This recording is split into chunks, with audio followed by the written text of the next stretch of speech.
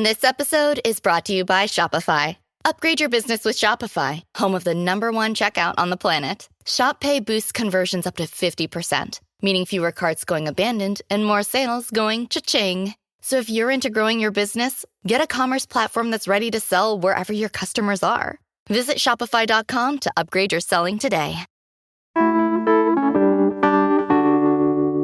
It's the first full week of 2025, and I know that a lot of folks are taking a little bit of an opportunity to reset. It's dry January, when some people take a break from drinking alcohol and in some cases just disappear from their local bars and restaurants during a time of year when business can already be painfully slow. So what does this mean for our small businesses and for our growing non-alcoholic beverage industry? Well, today on CityCast Portland, Willamette Week arts and culture reporter Rachel Saslow is here to dig into our city's growing interest in sobriety. It's Tuesday, January 7th. I'm John Notarianni, in for Claudia Meza, and this is what Portland's talking about. So the reason we have you on is we're talking about dry January. You just wrote a big article about it. Portland, obviously a big drinking city, right? Tons of craft beer. We've been like a leader in cocktails for years, but we've also seen a lot more people doing dry January, of just taking this month off from drinking. I'm wondering how you're seeing this affecting small businesses. Yeah, we're a big beverage town. Sometimes I think of it that way because we can do coffee, we can do beer, we can do wine, like just big on hydration here. So I went into writing about dry January, and I actually found a couple of businesses that are closing because dry January is such a hit to them that they cannot keep going. So I found one brewery called Foreland Beer, and they are closing their Portland tap room. They closed on New Year's Eve, and partly because they didn't think they would make it through another dry January. Mm-hmm. They were sort of already on the ropes. It wasn't quite the right location. A few other things were going wrong, but that's why they picked that timing. I found a couple places that close for a week every January because business is so slow. They don't lose that much. And I was just very surprised that dry January is having such a tangible effect on small businesses, because I had only really seen it from like my own social angle, which was like, well, felt like half the neighborhood was doing dry January and didn't want to go out. So this is personal for you because your friends didn't want to hang out. Extremely personal. If any of Rachel's friends are out there and listening right now, give her a call. She wants to hang out. I want to hang out, but also you inspire journalism, so do what you do. So nobody wanted to hang out, and I needed to get to the bottom of it. But where the reporting led me was a more industry sort of look at how things change when so many people kind of like go on the wagon at the same time. January already was a pretty terrible month for bars. They come off of the holidays where it's crazy, and then it's, freezing cold, dark, icy.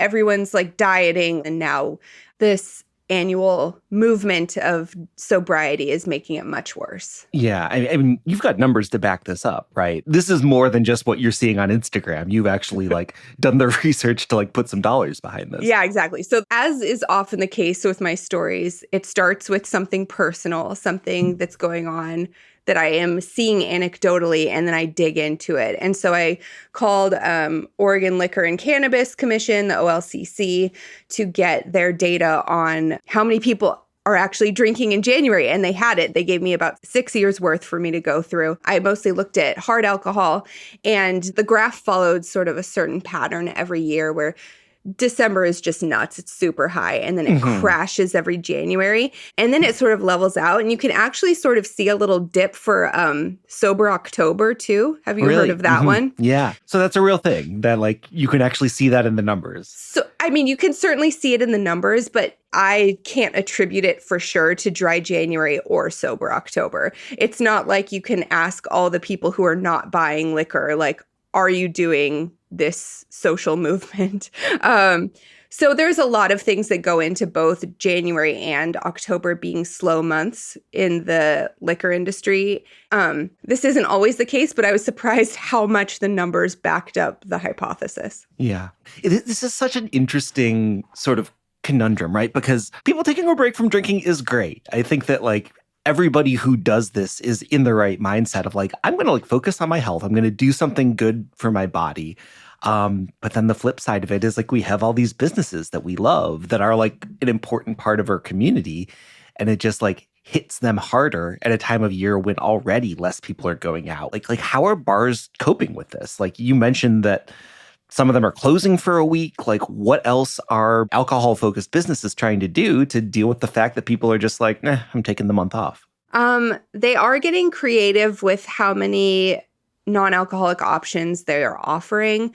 Hop water has gotten really big in the last couple of years, and the NA beer scene has really exploded too.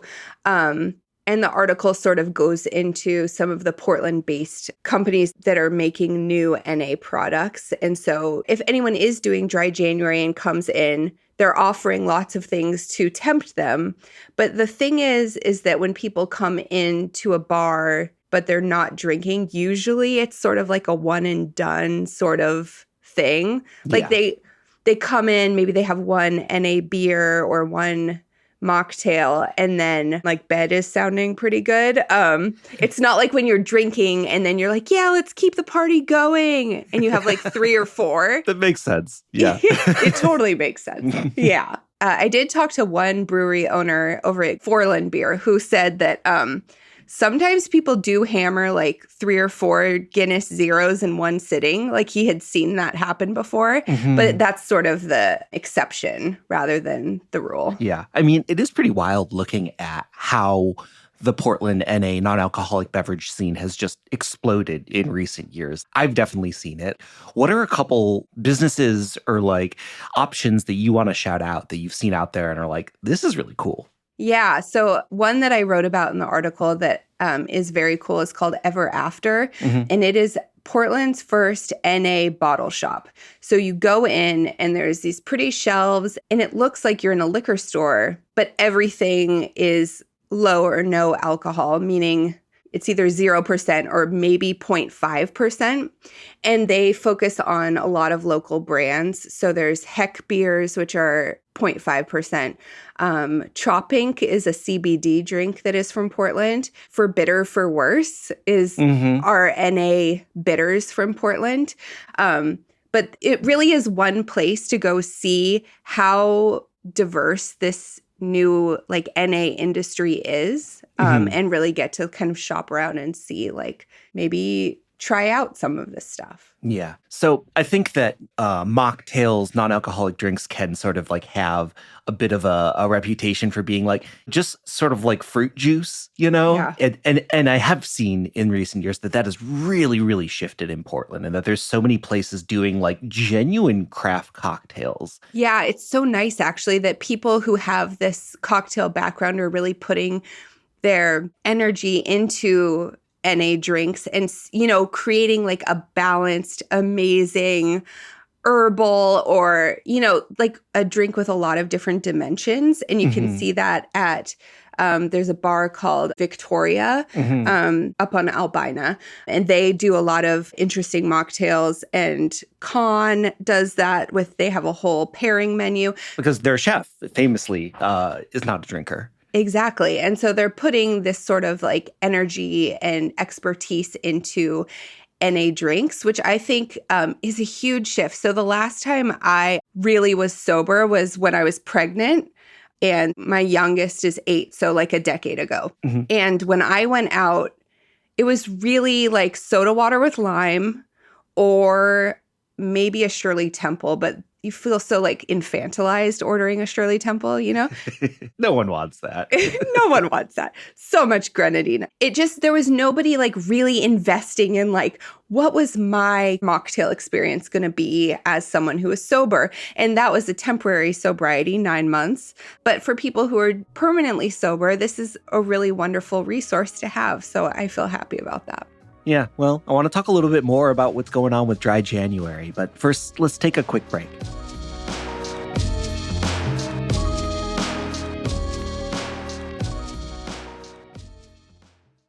Yeah, my partner actually doesn't drink. And so even over the vacation, we went to a couple restaurants and had some mocktails that were just out of this world. We went to Yeah. Guero, like the torta place. Oh, And for sure.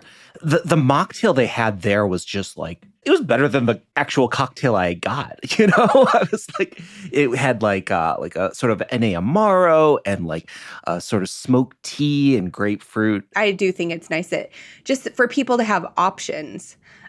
So the whole article is sort of this tension between, if people are shifting to not drinking, then where does that business go and what other industry is popping up to serve them? And the article is focusing on Dry January and Sober October, but really, if you look at the numbers, Gen Z in particular is drinking a lot less than certainly like millennials, Gen X, boomers. So I think that it's most visible in January, but I do think that people drinking less and sobriety being more mainstream is sort of a 12 months a year topic that I think is really interesting. Is that because the kids are all just smoking cannabis? I couldn't tell. Is it cannabis? Is it because they're on their phones? I always want to point to the phone. Really? Yeah, I just do. Whenever I hear about Gen Z, like not drinking, not having sex, I'm like, is it because they're on their phones? Just scrolling Instagram. They're just scrolling. They're just mainlining social media. But also a real explanation. The World Health Organization put out a statement last Dry January, I think, that said, from their perspective, no amount of alcohol is healthy for the human body, which is a shift because like 10, 20 years ago, remember doctors telling us that a little bit of red wine was healthy because of the antioxidants. And that was the whole like line of medical reasoning. And that has sort of reversed and they have taken a harder line against the health of drinking. So I don't know. It could be like a larger societal shift away from alcohol or acknowledging the detriments of alcohol. I'm not sure. It still feels a little bit like early days to me, but it's going to be something really interesting to watch. Did you see that the Surgeon General just put out a call for cancer warnings on alcohol? No, I didn't see that. That like just came out. Yeah, Vivek Murthy is looking into, the links between alcohol and like several cancers. Still in Congress's court, but like just totally supporting what you're saying, that like the back and forth of like alcohol's healthy, alcohol's not healthy. It sounds like we're starting to get a little bit more scientific consensus of like, it's not the best for you. Probably not. Yeah. So okay, the kids are drinking less. There's this cultural shift underway. Bars are just like struggling to sort of stay afloat and like keep their businesses going while offering all these options to people as well and trying to find ways to sort of shift and keep people coming in for Dry January. How are bar owners handling this tension between like genuinely wanting people to support their health, but also worrying about the health of their businesses? I think it's tricky. They sort of have to talk out of both sides of their mouth. It's not a popular look to say out loud, like, how dare all these people invest in their health and go sober for a month. So nobody said that on the record, but off the record. So people want to at least visibly support people's sobriety. Yeah. While acknowledging that sobriety inherently damages their business. So it was a really interesting tension. Things went unsaid. I do think that December is such a crazy popular month for drinking. I talked to a wine bar up on Northeast Sandy called Mom and Pop Wine Shop, and they said that December is so busy that they can sort of ride that through January to stay afloat. So I think they sort of have to white knuckle it in their own way, as all their customers are at home privately white knuckling it through Dry January. All these small businesses are also white knuckling it to make sure they can survive financially until February. And it's rainy and everyone's just a little bit edgy. So bad. And Rachel has no one to hang out with. I'm just alone. No. My husband, luckily, he read the article and he said his takeaway was, I guess we should drink double this month. I was like, I don't think that was the takeaway I was hoping for with readers, but no, that is not but bless you. That's fine. But these bar owners, okay, they're white knuckling it. Like, it sounds like there isn't any backlash, though. It sounds like everyone knows they would be a bad look to be anti-dry January, that there isn't a counter movement afoot. Oh, no, there is. Okay. Yes. Not coming from bar owners, but from the wine and beer industry is actually, they have come up with counter movements. One is called Pub January. That's for the beer industry. And that is to encourage people, even if they are doing dry January, to come to the bars and drink their NA beers, support your local businesses. They have a hashtag Pub January. They're really trying to spotlight what all of the bars are doing to attract, what kind of hop waters they have, what kind of like homemade root beer they have, all these different things, or trivia nights, just to make sure that business stays healthy in January. The wine industry has focused their efforts on Sober October, and their like counter movement is called Come Over October, where they're encouraging people to plan dinner parties that are wine focused and go wine tasting and boost up the wine industry. And that actually came from Napa, but a bunch of like Willamette Valley wineries have signed on to Come Over October. So time will tell if either of these counter movements by the industry ever really take off. But I was more interested in the fact that they exist and the fact that the industry was like, we got to do something to combat this. Yeah. Well, do you think that this is just like a new tradition that we're going to have as a culture, that like we all just sort of like chill out a bit in January and that starts to become something that is a more common occurrence each year? Or do you think that this is like a shift away from relying on alcohol specifically to like keep these bars open, Yeah, I think the latter. I'm really horrible at predicting any sort of trend at all. So I have no idea what's going to happen. And like I said, this sort of feels like early days. But I mean, dry January has been going for about a decade, but this like really tangible business impact, and because of its extreme popularity, I think feels newish. I don't know, is our culture like shifting in this way permanently? I have no idea. I think it's going to be super interesting to watch, though. Yeah. To me, this just sounds like a big opportunity for the cannabis industry. Smoke January, maybe? Totally. I know. I looked into that too. I was kind of hoping that the OLCC numbers would show like a huge spike in cannabis every January, but it was not the case. It actually fell a little bit in January, just like alcohol did. But I did hear that anecdotally from people that there's a lot more microdosing that happens in January, a lot more cannabis to sort of compensate. And there's a word for that. You probably already know, it's California sober, which is when you're not drinking alcohol, but sort of doing lots of other things. And then I heard another phrase this week too, which is damp January, which is like almost dry January, but maybe like you have a beer on the weekends. This is the thing about health kicks and resolutions. Everybody finds their own way to like sort of skirt it a little bit and be like, well, maybe, I mean, it's just a glass of wine. I mean, even though I said I wasn't going to. I was just invited yesterday to a party actually called Mushrooms and Mocktails, which is exactly what it sounds like. And it's time to dry January.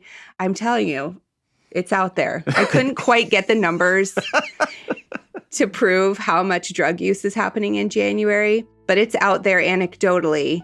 Oh, Rachel, thank you so much for your reporting on this. Super interesting, and like interesting to sort of look at the whole picture here, right? Of like, this is great and like also kind of tricky for a lot of businesses. So I appreciate the subtlety that you're bringing to this. Thank you.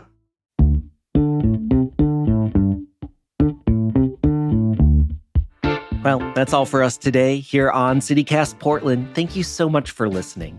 If you enjoyed the show, why not tell a friend or leave us a rating or a review? Claudia will be back tomorrow with much more from around the city. Until then, see you at Slim's.